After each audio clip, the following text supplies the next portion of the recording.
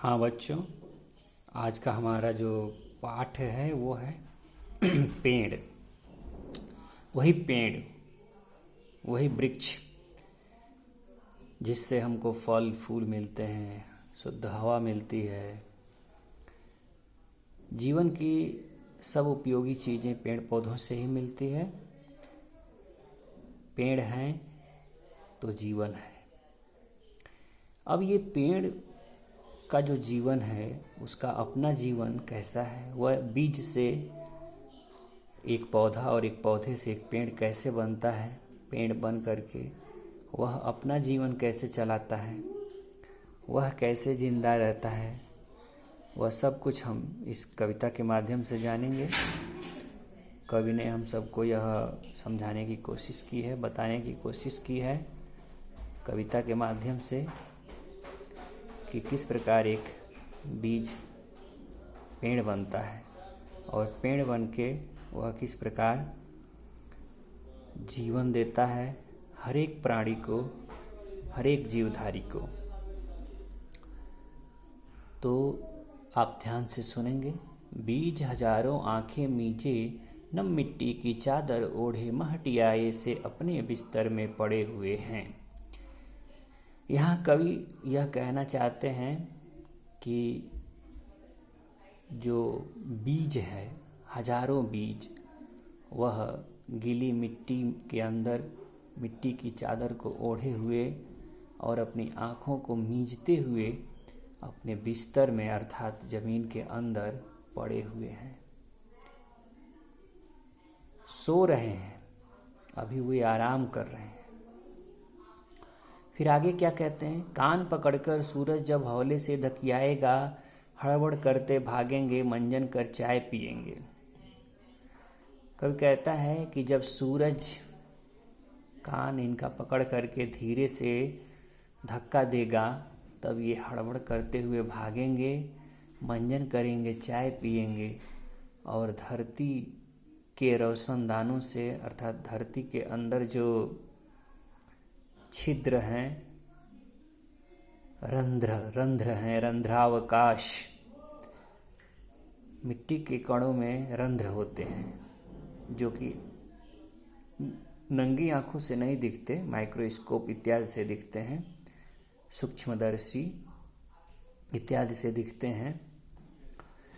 तो कवि कहते हैं कि सूरज की गर्मी से ये जो बीज है, ये जब धक्का खाएंगे, जब इनके कान गर्म होंगे, तो ये अपना दौड़ करके मुंह खोलेंगे, मंजन करेंगे, चाय पिएंगे और धरती के जो अंदर रंध्र हैं, छिद्र हैं, उनसे ये बाहर आएंगे।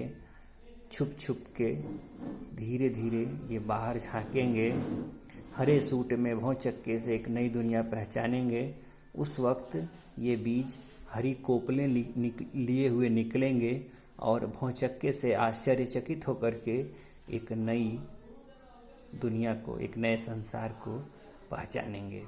जैसा कि आप चित्र में भी देख रहे हैं, पहले चित्र में बीज जमीन के अंदर दबे पड़े हैं, दूसरे चित्र में सूरज की गर्मी से, मिट्टी की नमी से और हवा के पारगमन होने से उनके अंदर से उनके मुंह खुल रहे हैं, उनके दांत खुल रहे हैं, उसमें से अंकुर निकल रहा है और कुछ दिनों के बाद उन्हीं उसी मुंह से फिर नई कोपलें, नए अंकुर जमीन के बाहर आ रहे हैं। इसी चीज़ को कविता के माध्यम से बच्चों की भावना के मुताबिक कवि ने बताने की कोशिश की है कि बच्चे समझ जाएं। कविता के माध्यम से बच्चों की भावना के अनुसार हवा कहेगी झूम झूम, वे रुमझुम रुमझुम नाचेंगे। हवा कहेगी झूमो झूमो और इसलिए वे रुमझुम करके नाचेंगे। दिन भर जब वो नाचेंगे, यानी नए पौधे, नए कोपलें, जब वो नए नए पौधे जो निकले हैं ना, वो जब दिन भर नाचेंगे तो फिर थक जाएंगे।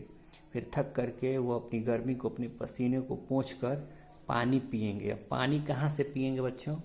ज़मीन के अंदर से, ज़मीन के अंदर उनकी जो जड़ें, नन्ही नन्ही जड़ें जो ज़मीन के अंदर उनकी पड़ी हुई हैं, उनसे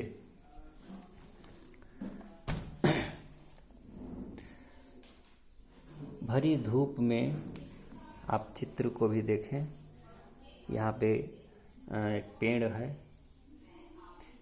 पेड़ के नीचे कैसे गाय बच्चे मस्ती से कुछ छाया ले रहा है, कोई खेल रहा है। दूसरे चित्र में देखें ये किस तरह से पेड़ जो हैं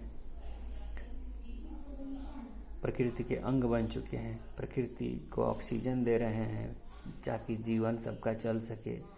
पेड़ों के ऊपर पक्षियां हैं, पक्षियों में और पेड़ में घना रिश्ता होता है। फिर अगले चित्र में दिखाया गया है जुगनू को, तारों को, रात का दृश्य है। तो आगे देखते हैं, भरी धूप में पत्तों की थाली से खाना खाएंगे, और जब धूप में ये पौधे पड़ेंगे दिन के धूप में, तो ये अपने पत्तों रूपी थाली में खाना बनाएंगे और खाएंगे। पत्ते भोजन बनाते हैं और वही भोजन पौधे के हर भाग में स्थानांतरित होता है, यानी कि भेजा जाता है। तो उसी बात को कवि ने यहाँ कहा है। ठीक है, तो बच्चों आज इतना ही। बाकी काव्यांश को हम अगले दिन पढ़ेंगे और इसे आप अच्छी तरह मनन करेंगे और इसका अपने शब्दों में भाव भी लिखेंगे। ठीक है बच्चों, धन्यवाद।